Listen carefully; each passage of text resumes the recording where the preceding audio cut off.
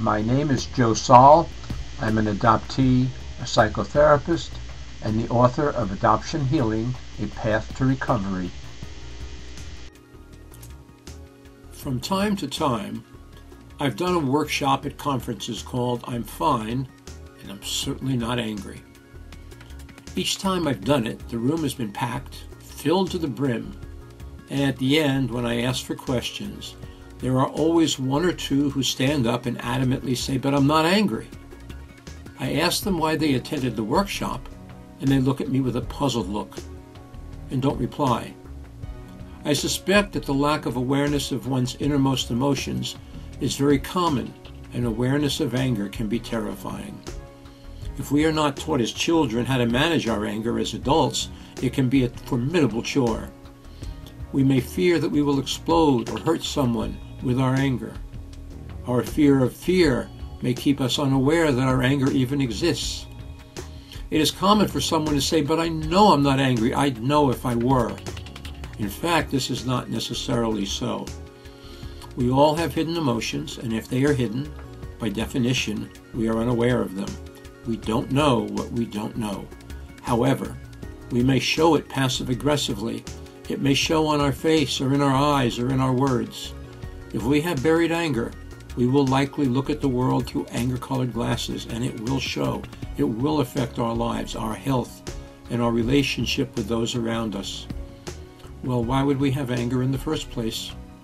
To begin with, the loss of a baby or the loss of a mother is a huge trauma, and trauma victims usually are angry that the trauma happened. In addition, we often have those in our lives who tell us we shouldn't be angry, which only makes us angrier. Anger is not a bad thing. It is a necessary part of our life. It's what we do with it that can be a problem. In the words of Buddha, holding on to anger is like grasping a hot coal with the intent of throwing it at someone else, but you are the one who gets burned. I think that the anger from losing our other is like the fumes of gasoline in an empty tank, and one spark can cause an explosion. We must empty out the tank, fill it with fresh air, and then we will not be explosive. Well, how do we empty out that tank? First, we need to acknowledge what's in it. Once we do that, we can begin. We can make an anger list, put everything we can think of on that list, no matter how picayune. We can journal until we don't need to anymore. We can express our anger to those who will validate it for us until we don't need to do that anymore. And lastly, we need to channel it. We can use our anger in physical activities. To channel it, we say out loud in our head, "I'm going to use my anger to clean the house," and then clean the house. When I say this out loud in my head, it's an order to my unconscious mind. My unconscious mind will take my negative energy, my anger, and use it to do the chore, leaving the good energy that I would have used otherwise.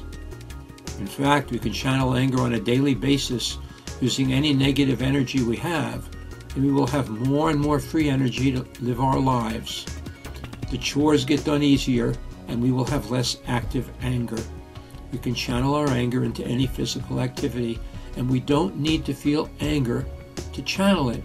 We just have to say the words, "I'm going to take my anger and use it to," and then fill in the blank for the activity.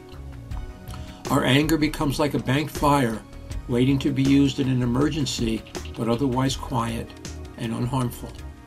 The more we do these anger exercises, the more our active anger gets put in the basement of our mind, available for emergencies, and less volatile as time goes by.